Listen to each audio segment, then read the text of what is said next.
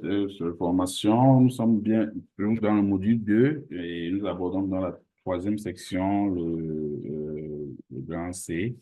Et il s'agit de quoi au niveau du grand C? C'est ce que nous allons on voit. Le grand C, c'est, on va voir comment trier et filtrer les données. Donc, tri et filtrage des données.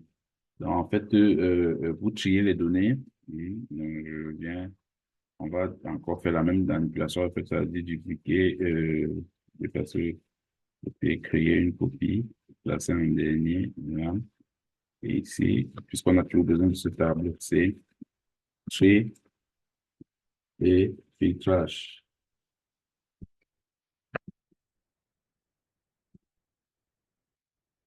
Tri et filtrage. Donc, en fait, pour trier des données dans une colonne, puisque c'est dans une colonne, il faut tout simplement cliquer au niveau de l'entête. Vous voyez là, on a là, au niveau de l'entête, il y a cette flèche qui va vers le bas.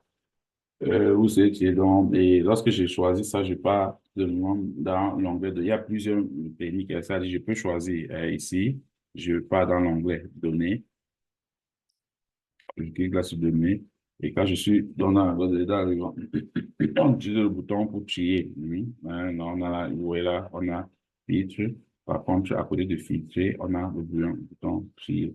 Et il est important déjà de cliquer sur l'entête de la colonne et on va maintenant sur le bouton trier. Maintenant, si je clique au niveau de trier ici, vous voyez, ça me dit trier par. Il faut trier quoi? Et je vais choisir par exemple la colonne dans laquelle je vais trier. Je vais trier par exemple au niveau de vendeur, à partir de la colonne vendeur. Et je vais trier naturellement dans l'ordre, par exemple, croissant de A à Z, ou pour situer dans l'ordre décroissant de Z à A. Donc ici, vous voyez, valeur triée sur la valeur de la cellule, sur la couleur on peut faire, sur la couleur de police, et ainsi de suite. Donc, je vais ici, je vais trier de A à Z. Je peux aussi personnaliser. Je fais une expérience. On va commencer. Comme je dis, il y a plein d'autres choses comme plusieurs d'autres choses qu'on peut faire si vous êtes intéressé à la formation complète. Mais ici, on montre déjà, bon, ça, chacun peut éventuellement faire des recherches personnelles pour aller plus loin. À ce niveau, lorsque je valide, donc, sur OK, vous voyez donc, le tableau a été trié. Maintenant, c'est placé par ordre alphabétique. Si on revient en comparaison, on avait quoi attendre là, Kone, Bachirou, et Djago, et ainsi de suite. Maintenant, lorsqu'il est trié, on a plutôt attendre Assimi, Atarana, Bachirou, ABC, et ainsi de suite jusqu'à T. Donc, euh, voilà donc comment on peut effectuer un tri. Et ça, c'est le tri. Hein, on n'a pas encore effectué. On peut aussi décider de trier sur plusieurs colonnes. Oui. On peut décider de trier, c'est-à-dire de trier uniquement sur la colonne vendeur, comme on vient de faire. On peut décider de trier sur plusieurs colonnes. Donc, pour effectuer un tri, c'est un petit peu plus complexe. Par exemple, trier dans l'ordre, d'abord le nom, puis par la date d'origine. Qu'est-ce qu'on fait? On sélectionne une cellule dans le tableau, on clique sur trier et dans la boîte de dialogue qui s'ouvre, on choisit tout simplement la première colonne sur laquelle on souhaite trier. Ensuite, on ajoute un niveau pour inclure une deuxième colonne, ainsi de suite. Ça veut dire c'est le même principe. On fait ça, veut dire je vais venir là, je choisis, et je vais choisir par exemple vendeur, je viens là au niveau de tri. Qu'est-ce que je fais? J'ai choisi la colonne vendeur. Maintenant, j'ajoute un autre niveau. Quand j'ajoute, ça veut dire puis par. Et ici, je vais choisir par exemple la colonne quantité. Hein. Je vais choisir par exemple la colonne quantité. Ça me dit, voilà, puisqu'il s'agit d'un nombre du plus petit au plus grand.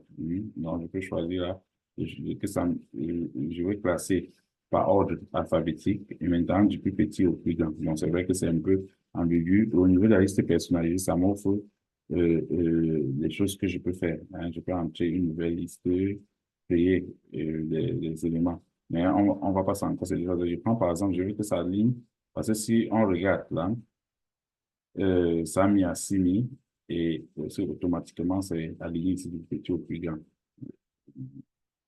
Non, on a des milliers. C'est ça. Si je prends par exemple du petit au grand et je valide à ce niveau, En ce niveau, c'est une, vous voyez, au niveau du tri, hein, les symboles ici ont changé avec des flèches. Ça a pu trier, mais ça prend le plus souvent la première colonne. Donc, c'est ce que je voulais montrer ici. Après, la première colonne, comme la colonne de référence, parce que il serait compliqué pour cette feuille de mettre ça par ordre alphabétique en respectant aussi l'ordre du plus petit au plus grand ici. Donc, pour remédier à cela, je peux choisir par exemple une colonne, je peux choisir la colonne date devant, du plus ancien par exemple au plus récent.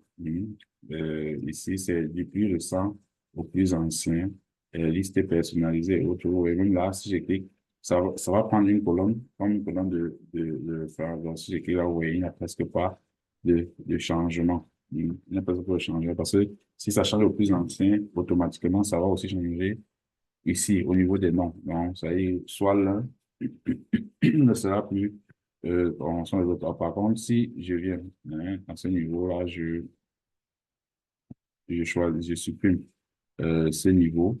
Et à partir de ce niveau, si là, je choisis par exemple la date, je prends du plus ancien au plus récent et je viens ajouter un autre niveau où je prends maintenant le vendeur de A à Z, je valide. Vous voyez, il change parce que le premier niveau, donc il évolue par le premier niveau que j'ai eu à choisir, c'est la date de vente. Hein. Ça commence du plus nouveau au plus ancien.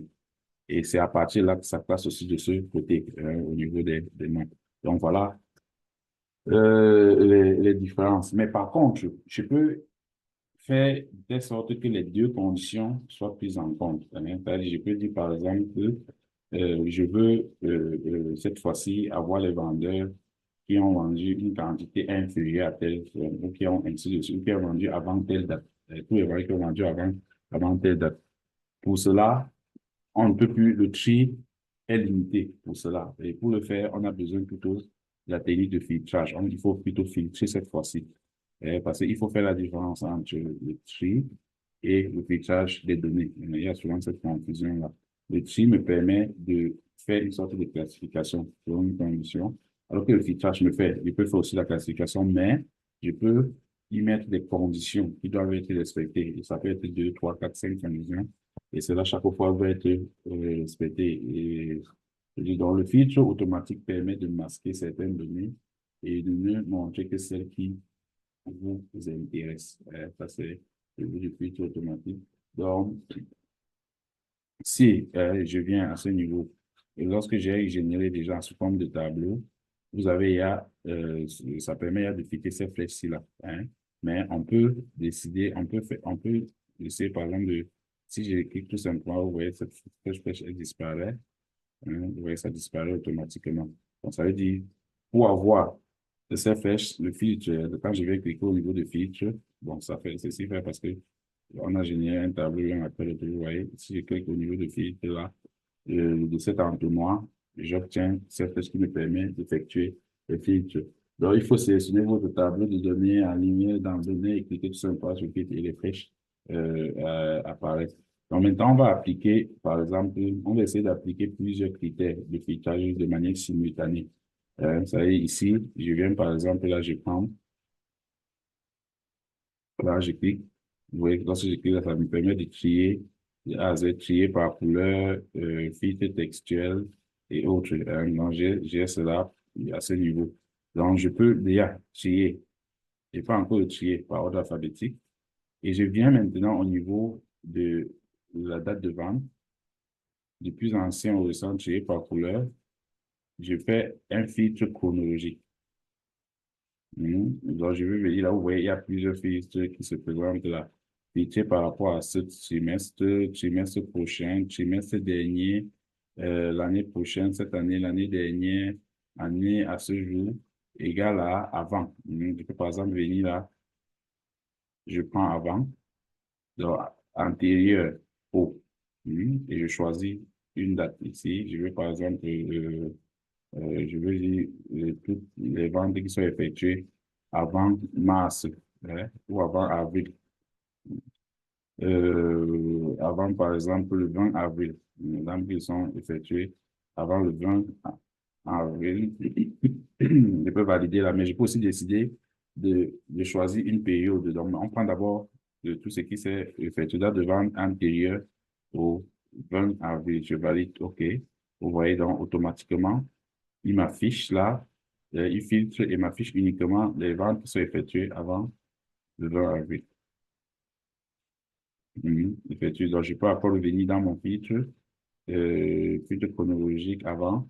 Je veux les ventes qui sont effectuées entre le 20 avril et, voilà, et pas où, et le,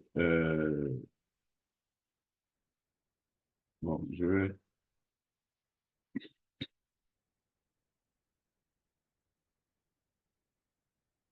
mettre là les ventes qui sont effectuées, donc c'est-à-dire postérieures au 20 avril et antérieures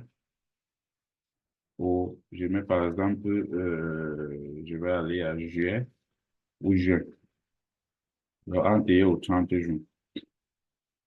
Je valide. Vous voyez, il est réduit. Donc, on a les ventes entre ces deux périodes-là. Donc, voilà, en fait, c'est que le filtre nous apporte. On peut aussi faire par exemple au niveau des prix unitaires, surtout les manipulations. On peut aussi décider de regarder par rapport aux vendeurs donc, qui commencent par une certaine lettre ou des vendeurs de tel pays. Nous afficher les vendeurs de tel pays. Donc, le filtre permet d'effectuer un ensemble de manipulations. Pour aller plus en profondeur, inscrivez-vous pour la formation et on va effectuer des cas pratiques qui vous permettent de mieux assimiler cela. Dans cette section, vous avez appris à trier et filtrer vos données dans Excel et dans les deux compétences essentielles pour organiser et analyser efficacement vos informations. Le tri vous permet de présenter vos données dans l'ordre souhaité, tandis que le filtrage vous aide à vous concentrer sur les données pertinentes en fonction des critères spécifiques. Donc, d'autres formats sont disponibles selon l'usage. Donc, comme les fichiers CSV euh, pour les bases de données. Donc, si vous avez des questions, écrivez en commentaire, likez cette vidéo, partagez autour de vous et surtout abonnez-vous à la chaîne pour recevoir la notification lorsqu'on va publier les autres formations. Donc, à bientôt pour la prochaine section de ce module. Ciao.